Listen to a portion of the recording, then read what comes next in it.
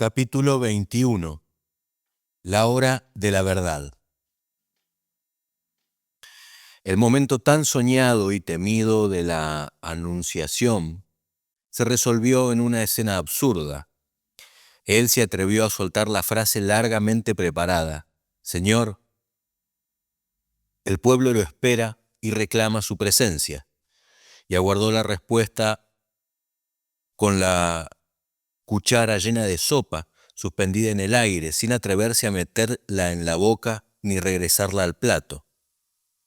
El general alzó los ojos, clavados en su propia minestra, y le lanzó una mirada oblicua, mientras Lopecito hundía los dedos en el pan y la señora miraba al invitado con cara de «coma, Cámpora, que se le enfría la sopa».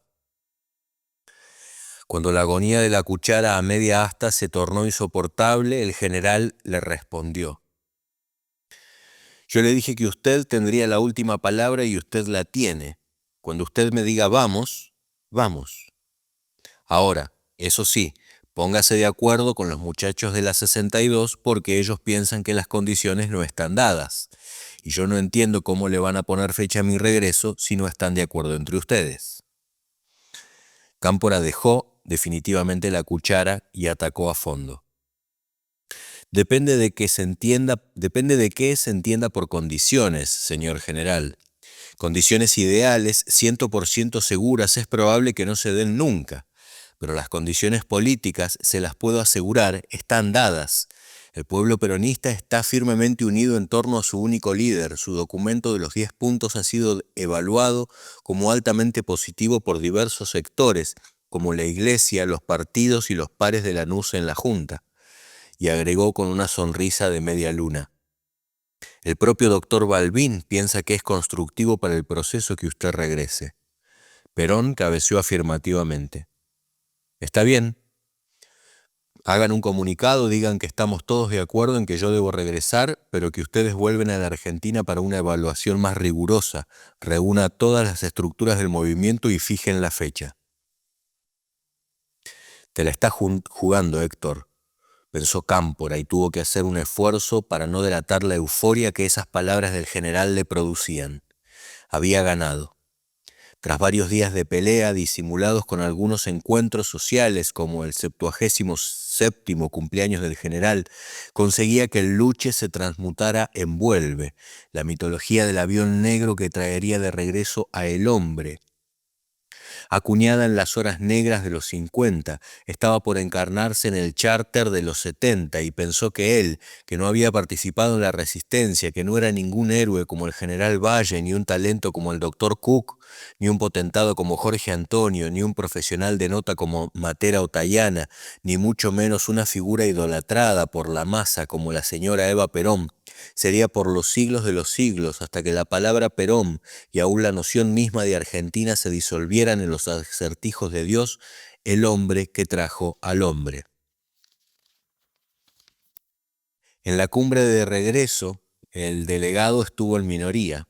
En las reuniones orgánicas lo apoyaron la juventud y algunos hombres de la rama política, como Díaz Vialet y Díaz Ortiz.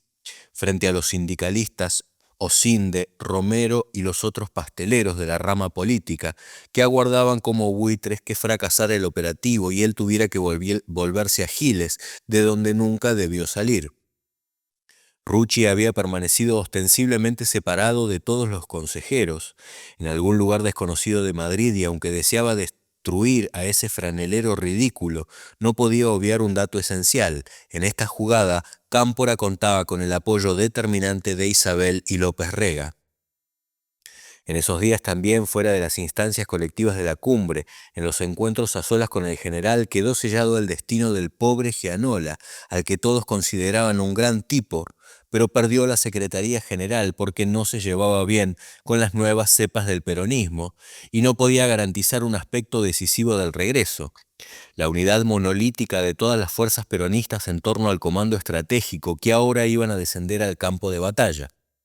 A Cámpora le había tocado la ingrata tarea de proponer la cesantía del amigo. En compensación, pensaba ofrecerle la presidencia del Congreso justicialista, que no pudo concretar porque Gianola no llegó a ser congresal. El delegado tenía una lista de posibles reemplazantes, pero traía in pectore los nombres de Santiago Díaz Ortiz y Juan Manuel Abal Medina.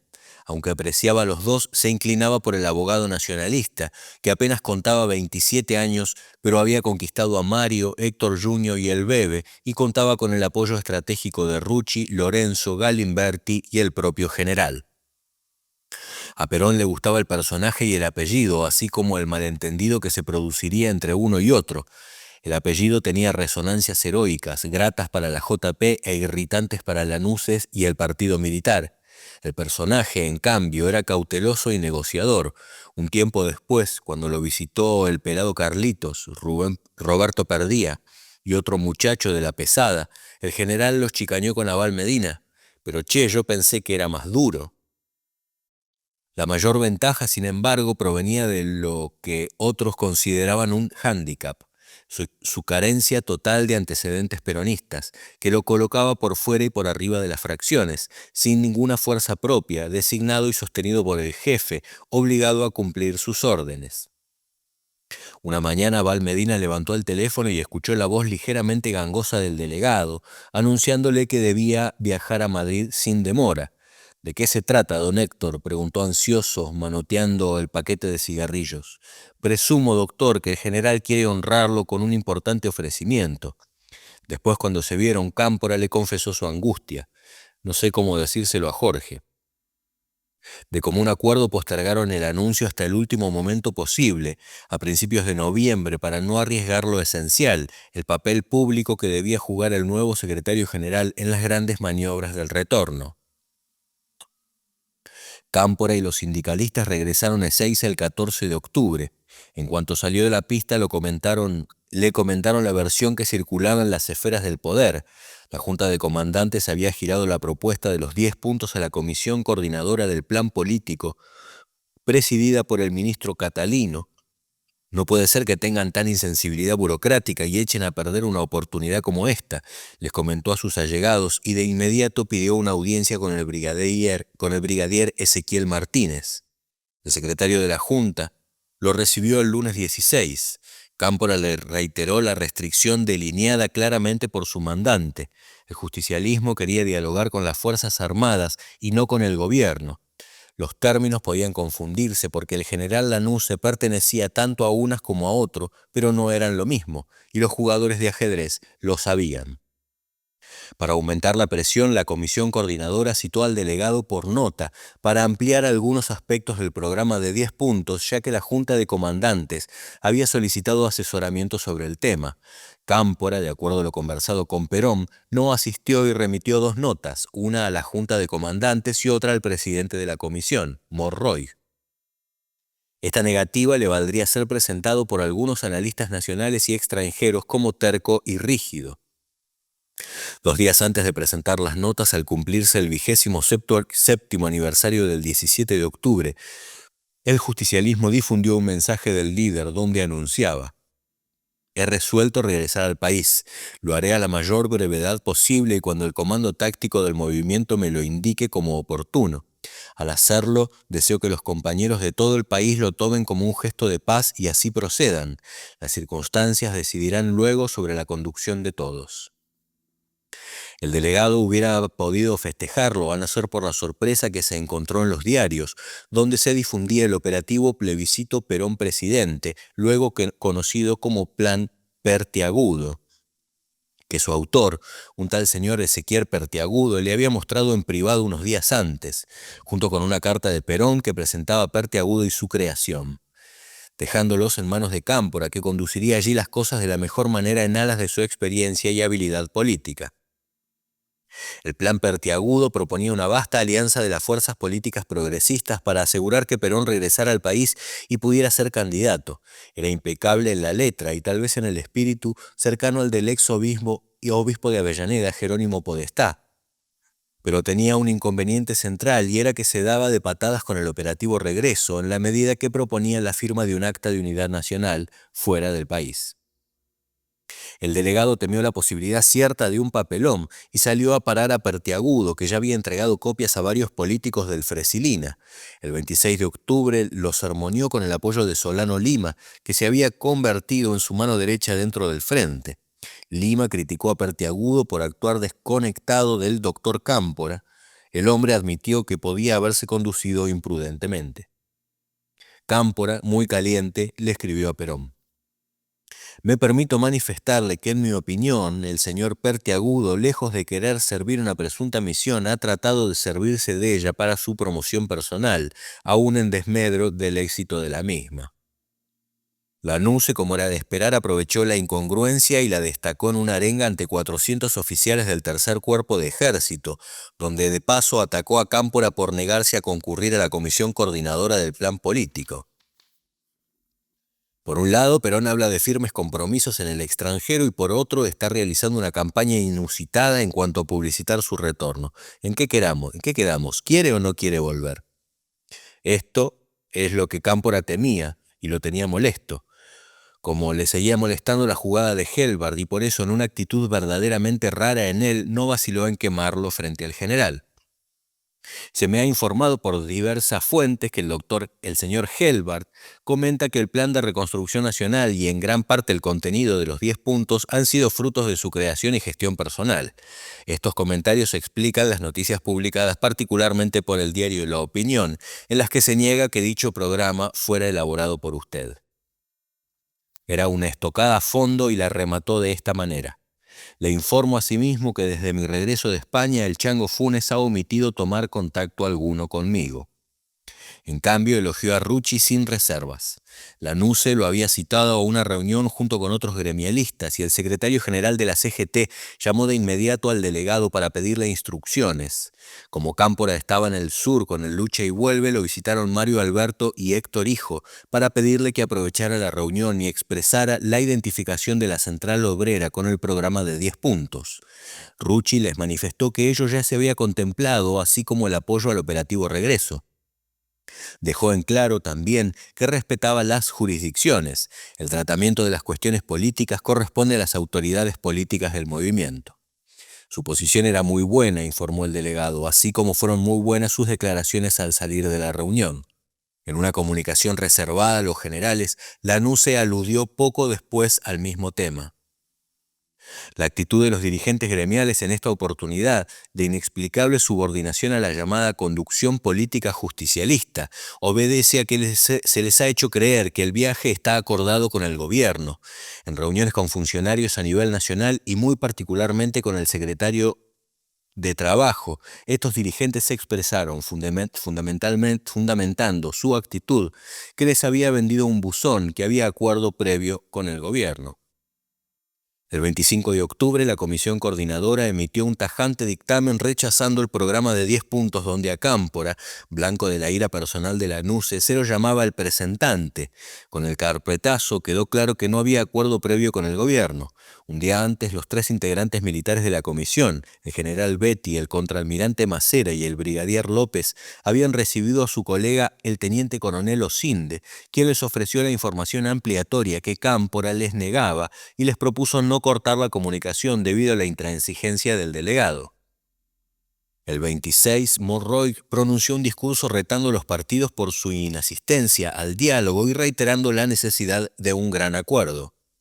Obsesionado con ese delegado que no quería dialogar con él, Lanusse elaboró en esos días su propia teoría del cerco. Cámpora y los sectores radicalizados estaban manipulando a Perón. El 27 de octubre, tras un mes de fatigosas negociaciones con Alitalia que habían comenzado Benito Jambí, el doctor Antonio Benítez entregó un adelanto para bloquear los 164 asientos de un DC-8 en 2 vuelos del servicio regular de línea, el que salía de Buenos Aires el 14 de noviembre con destino a Roma y regresaba de Roma el jueves 16, haciendo una escala en Dakar y llegando a Buenos Aires a las 11 de la mañana del viernes 17 de noviembre. El costo total era de $55.000. En sucesivas negociaciones, la empresa estatal italiana había acordado una rebaja cercana a los $10.000.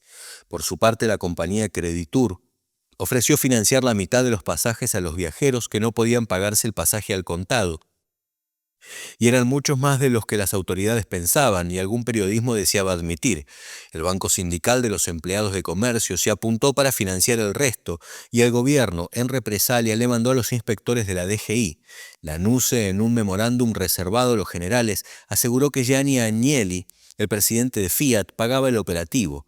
La realidad en este punto carecía de ese glamour conspirativo. Ese mismo día Cámpora mandó un informe al general donde le comentaba todo lo que estaba ocurriendo además del operativo. Le anunciaba su decisión de polemizar a fondo con la Junta de Comandantes, que no había contestado su nota del día 19. También le informaba que el Consejo Superior había expulsado a Paladino, Colom y Sichelo y había incorporado a Jorge Tayana y José Humberto Martiarena, el viejo caudillo del neoperonismo jujeño. La hora del pueblo se iba desinflando y emergía la posibilidad de un frente de centroizquierda. La proclamación de Oscar Allende por el Partido Intransigente demostraba que algunos fugaces aliados del justicialismo se preparaban a competir con el Fresilina. Allende temía que Perón estuviera cocinando un arreglo y tal vez anhelaba que el justicialismo fuera finalmente proscrito para recibir la avalancha de votos. El delegado culminaba la última ronda de giras por el interior que lo llevaron a Ushuaia y Río Gallegos, escenarios de prisión y fuga a los que el derrotado del 57 regresaba 15 años después en ganador. Un enjambre de periodistas lo esperaban en el aeropuerto y él les dio una noticia de primera página. El 6 de noviembre, en una nueva cumbre del movimiento, se fijaría la fecha definitiva del operativo regreso. Alguien que no era él comenzó a preguntarse si no habría que derribar el avión negro. Además del contrato con Alitalia, había otros signos que anticipaban la hora de la verdad. En Gaspar Campos reinaba una intensa actividad de muebleros, pintores y plomeros. En Avenida La Plata, el capitán Ricardo Anzorena luchaba para conformar una nómina de 127 acompañantes que representase cabalmente al movimiento y a sus aliados del frente, además de incluir figuras de la ciencia, la cultura, el deporte y la farándula. Perón, su propia comitiva y algunos periodistas completarían las 154 plazas. El brigadier retirado Arturo Pons Bedoya, que había sido edecán de Perón, mantenía buenas relaciones con los mandos de la Fuerza Aérea y había coordinado ciertos encuentros reservados con el brigadier Rey. Comenzó a trabajar en el área sensible de las comunicaciones. Con su pariente José de Irusta Cornet, presidente de la agencia HIT Producciones, y el periodista radiofónico Miguel Ángel Barrau, elaboraron un plan de doble vía, una pública y otra secreta. Por un lado, HIT Producciones se ocuparía en exclusiva de transmitir por una radio comercial todas las fases del regreso, orientando a los seguidores de Perón y evitando que cayeran en alteraciones del orden público. Por el otro, utilizaría la conexión con una emisora comercial, LR6 Radio Mitre, para recibir en el avión mensajes en clave sobre lo que estaba sucediendo en tierra. El plan era ingenioso y Cámpora lo aprobó sin medir algunos riesgos, entre los que había que contar cierta ingenuidad de Irusta Cornet, que se dirigió al propio Edgardo Sajón solicitando apoyo de la Secretaría de Prensa y Difusión para la cobertura radiofónica, o las inquietantes conexiones del publicista con agentes de los servicios de informaciones de la aeronáutica y aún del ejército, como un mayor de apellido Arena, que revistaba en la jefatura segunda, inteligencia del Estado Mayor a través del cual fueron subiendo por la escala jerárquica hasta llegar a un hombre muy peligroso, el general Ibérico Saint-Jean. El 1 de noviembre, Cámpora viajó a Madrid de manera inesperada. Llevaba en el portafolio 3 memorándum de la Comisión de Regreso, un informe de la Comisión de Custodia sobre su activo trabajo en la misión encomendada y un breve reporte escrito por él ese mismo día, donde le comentaba a Perón sobre la voluntad de varios miembros del Fresilina de viajar en el charter, con lo cual algunos posibles presidenciables podrían quedar marginados por la cláusula proscriptiva. Con respecto a su propia plaza en el avión, el delegado se mostró más que humilde, candoroso. En su informe de noviembre le preguntó al jefe: «Personalmente no tengo opinión formada sobre si yo debo integrar la comitiva o quedarme en Buenos Aires. Mi deseo personal sería el de acompañarlo en el viaje. Sin embargo, aprecio por otra parte que la conducción en el país podría necesitar mi presencia. A este respecto le ruego más se instruya sobre lo que usted estime que es más conveniente». En la quinta, Perón leyó el informe y exclamó: «Cámpora, por favor». Luego tomó una hoja de papel membretado con su nombre y anotó con letra que delataba la edad todo lo que acababan de acordar. Vuelo 584 al Italia. Sale de Fiumicino a las 23:50 el 16 de noviembre. Escala técnica en Dakar de 4:30 a 5. Llega a Ezeiza el 17 de noviembre a las 11 horas. Audiencia con el Papa, audiencia con el presidente Leoni, hasta el 6 de noviembre inclusive, hasta el 16 de noviembre inclusive. Viaje a Roma, los días domingo 12 o martes 14. Llegada a Buenos Aires, del avión al Hotel Internacional, entrada por la piscina o puerta posterior, saluda a los peronistas congregados en la forma que se disponga allí y desconcentración. Después de la siesta, conferencia de prensa, 1 hora. Cámpora volvió de Madrid en la noche del 5 y el 6 se reunió con todos los organismos del movimiento. Allí quedó establecido el 17 de noviembre como fecha del regreso. Al día siguiente lo anunció el Congreso Justicialista en una atmósfera cargada de emoción, donde no sonaba falso el «Todos unidos triunfaremos» de la marcha, a pesar de que el cielo raso del sótano mostraba todavía los balazos del anterior Congreso. Mientras los congresales aprobaban con aplausos, Fernando Reguert, el secretario de Héctor J. Cámpora, entregaba sendos pedidos de audiencia en la Presidencia de la República y en la Junta de Comandantes. El objetivo, informar oficialmente sobre el regreso. Unas horas más tarde, el jefe de la Casa Militar, brigadier Roberto Donato Bortot, le mandaba decir que las entrevistas eran innecesarias, ya que el anuncio era público, pero que si le solicitaba información por escrito sobre la programación del viaje, el tiempo de permanencia en el país y las actividades que pensaba desarrollar. A la 1 de la tarde, flanqueado a la izquierda por José Ignacio Rucci y a la derecha por Julio Romero, leyó el mensaje del macho, porque así lo dijo a la prensa: el general es macho y le da el cuero. Antes que noticias malintencionadas puedan llegar al pueblo argentino, deseo ser yo quien les informe la verdad sobre mi proyectado viaje a la patria. La gente que caminaba por Callao se sobresaltaba con esas ovaciones que salían del Savoy como oleadas torridas de un horno. Algún despistado se detenía a escucharlas y el canillita que montaba guardia en un kiosco cercano tenía que explicarle: «Es por el Kia, viene el que te dije». Esa noche habló un presidente bastante desconcertado. Aseguró que Perón podía volver y que las Fuerzas Armadas garantizarían la seguridad de todos los habitantes del país, aún contra 1 millón de enemigos. Al terminar el discurso, Mario, con ese rictus que en él trabajaba de sonrisa, le comentó a Héctor Chico y al Bebe: «Se dio vuelta la tortilla. Ahora nosotros tenemos el desafío y Lanusse la respuesta». Unas horas antes, mientras Cámpora realizaba su viaje relámpago, el rey enemigo se había sentido realmente hackeado. Lanusse despreciaba a Cafiero, pero no tenía demasiadas alternativas, y lo mandó a buscar con el capitán de fragata Carlos Aurelio, Sasa Martínez, un hombre vinculado al contraalmirante Macera, que se movía con agilidad entre los salones afrancesados del centro naval y una oficina de Avellaneda, donde se comandaba la mafia de la distribución de periódicos y se recolectaba la mejor información callejera para hacer inteligencia. Sasa Martínez fue al grano. «Ustedes están locos, van a incendiar el país. Esto así no va. Perón viene sin un arreglo. Si Perón viene sin un arreglo, puede pasar cualquier cosa. Hay pilotos suicidas decididos a tirar el avión». Luego Mascalvo y melifluo le tiró la propuesta de verlo al Cano, que deseaba hablar con alguien representativo del peronismo. «No hay nada que hacer, el general está decidido, hablen directamente con él», respondió el posible candidato, tratando de sacarse el lazo.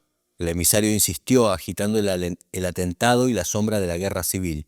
Cafiero vaciló y le pidió 24 horas. «Ya estás perdido, ya estás pecando», se dijo mientras despedía al marino. ¿Qué hacer?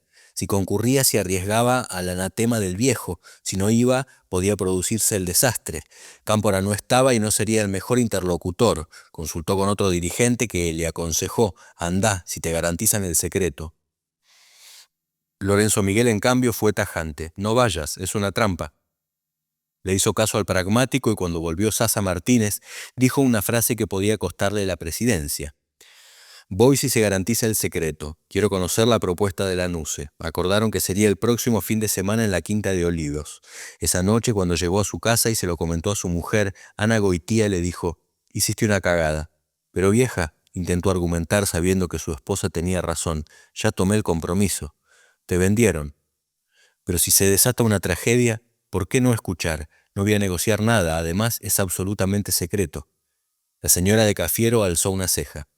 El sábado recibió un telefonazo de Helbert que lo puso a temblar. «Así que se va a entrevistar con la NUCE. Oiga, no puede ir sin conocer los antecedentes». Más tarde lo llamó Sajón. Monroy también sabía. Eran por lo menos 5 manejando el secreto. A pesar de todo, como ya había hecho el compromiso, el domingo 5 de noviembre por la mañana se dejó llevar a Olivos por el ayudante de la NUCE, mayor Héctor Ríos Ereñú. El dueño de casa lo esperaba en la biblioteca. «A mí la negrada no me va a hacer otro 17 de octubre», le rugió de entrada, luego se contradijo. «Perón no va a volver y Cámpora tampoco. Es todo un bluff». «Está mal informado, general. Cámpora regresa esta noche en el vuelo 712 de Iberia».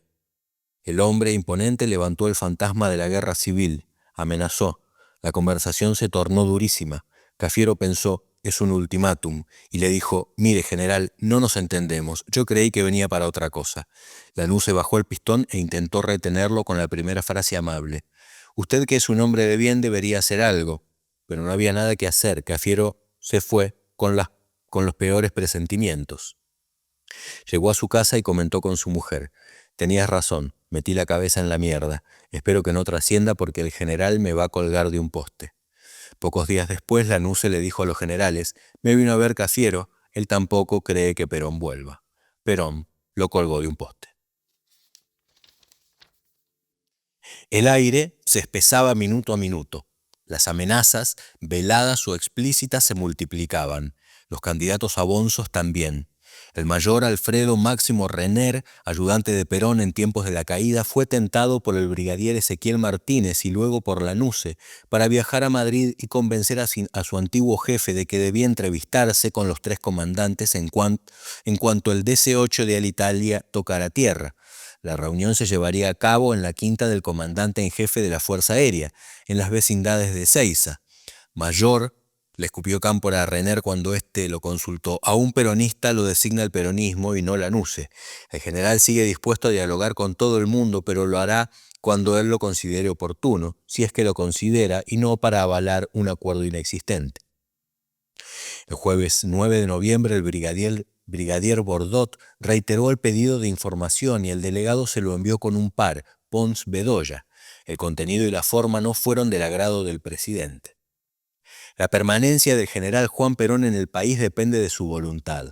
Las actividades que se propone cumplir el día de su llegada son las siguientes: dirigir la palabra a las personas que concurran a recibirlo, saludo de dirigentes políticos, conferencia de prensa. Se hace saber además que el general Juan Perón permanecerá en el Hotel Internacional de Seiza el menor tiempo que sea posible para trasladarse luego a su residencia. Esa misma noche, 300 dirigentes del movimiento y los aliados más cercanos agasajaron a Cámpora con una comida para festejar su primer año como delegado.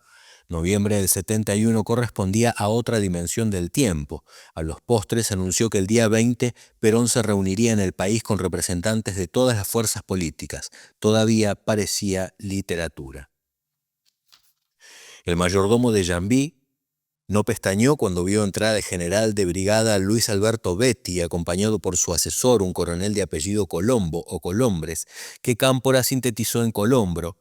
Simplemente abrió la puerta corrediza que separaba la biblioteca del living y lo hizo pasar al espacio más reservado donde le aguardaban el delegado y sus asesores.